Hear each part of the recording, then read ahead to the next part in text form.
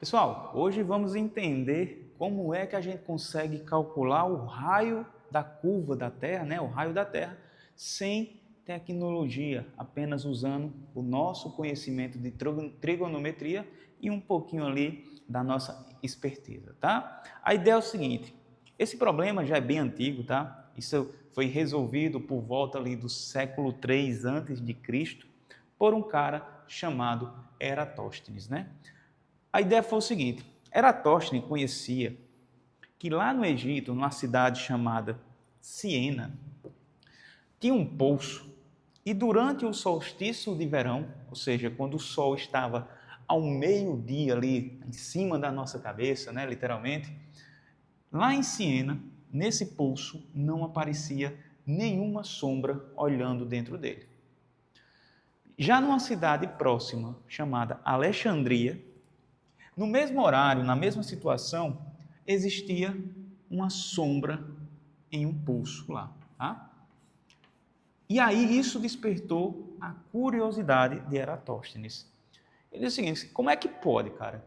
Numa cidade aqui, nesse mesmo horário, quando o sol está aqui, ao meio-dia, não gerar uma sombra dentro do poço, em Siena, e em outra cidade ali próxima, Alexandria, gerar uma sombra num poço no mesmo horário, né? E aí isso foi despertando a curiosidade de Eratóstenes. E aí vamos usar algumas coisinhas aqui de trigonometria, de geometria e algumas aproximações para chegar no resultado que o Eratóstenes chegou. E a ideia é o seguinte, sabemos que os raios de luz que saem do Sol e chegam à Terra, como o Sol é muito grande, está muito distante da gente, cara, os raios de luz que saem dele e chegam à Terra, eles chegam praticamente paralelos uns com os outros, tá? Então a gente vai considerar que os raios de luz, ou seja, o cone de luz que chega aqui na Terra, os raios de luz são paralelos um em relação ao outro. Primeiro, consideração. Outra coisa, na época de Eratóstenes, sabia-se muita coisa já sobre o estudo da circunferência.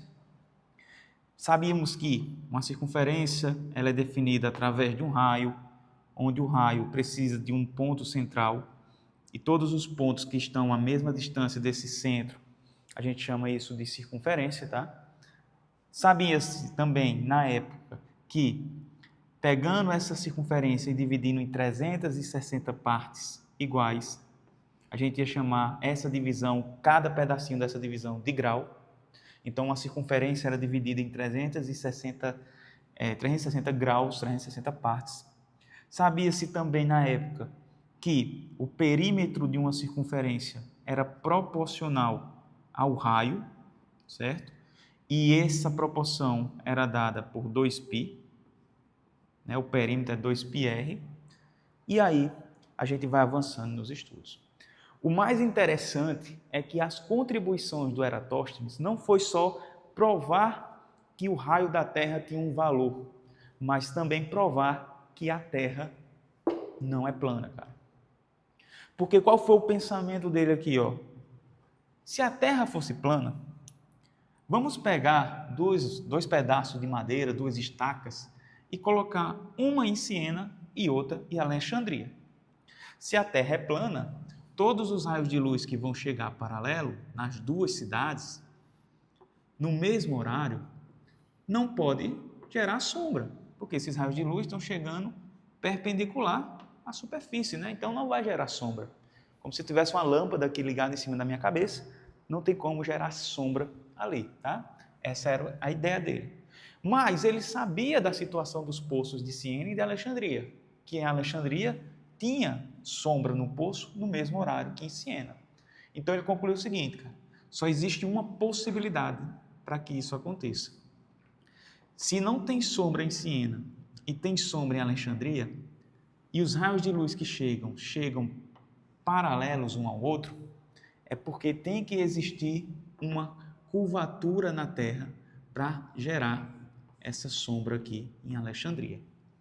Então, com esse pensamento, Eratóstenes conseguiu provar que a Terra não é plana, mas sim ela é curva.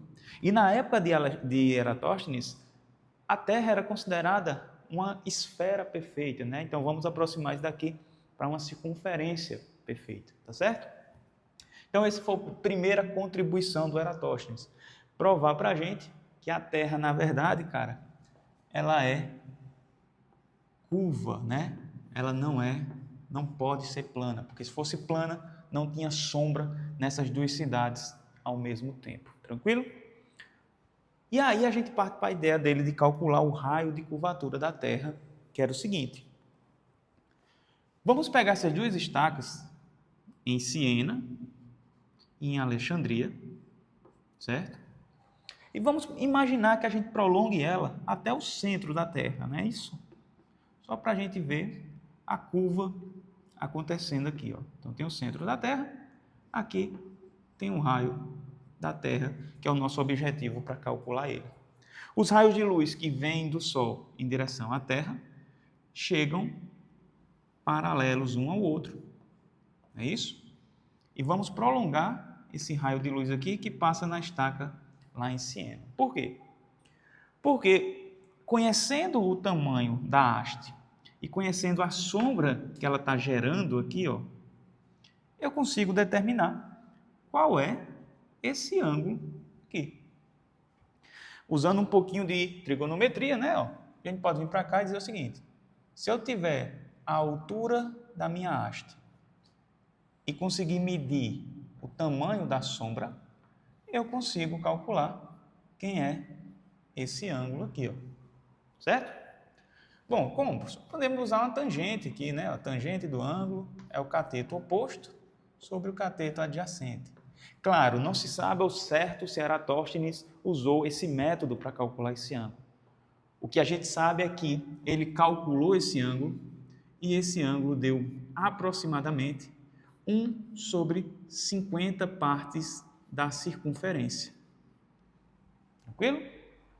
Que isso é mais ou menos, aproximadamente, 7,2 graus. Tá? Então, esse ângulo aqui, ó, Eratóstenes calculou e viu que esse ângulo valia 7,2 graus. E aí, usando um pouquinho de geometria, duas retas paralelas cortadas por uma transversal, ângulos alternos internos. Então, esse ângulo aqui, ó, que o centro da Terra faz com as duas cidades, também era 7,2 graus.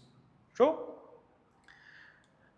Precisamos também saber qual é a distância entre as duas cidades, entre Siena e Alexandria, que seria o tamanho desse arco aqui, que esse ângulo de 7,2 graus enxerga. E aí conta-se que, naquela época, era muito comum pagar alguém para sair contando os passos de uma cidade até outra. Tá? E diz que Eratóstenes pagou alguém para fazer isso, e eles chegaram em uma medida que era o seguinte: a distância entre as duas cidades era aproximadamente 5.000, e a unidade que a gente usava na época, que o pessoal usava, era chamada de estádio. Certo? Essa unidade de estádio, ela era muito variada, tá? Dependendo do que a gente vai pegar como referência para olhar. Mas a gente sabe que hoje em dia um estádio, né? Ele é aproximadamente 160 metros. Show? 160 metros. E aí, o que é que a gente pode fazer, cara? Se a gente pegar para transformar essa distância entre as duas cidades em metros, é só pegar 5.000, multiplicar por 160. Não é isso?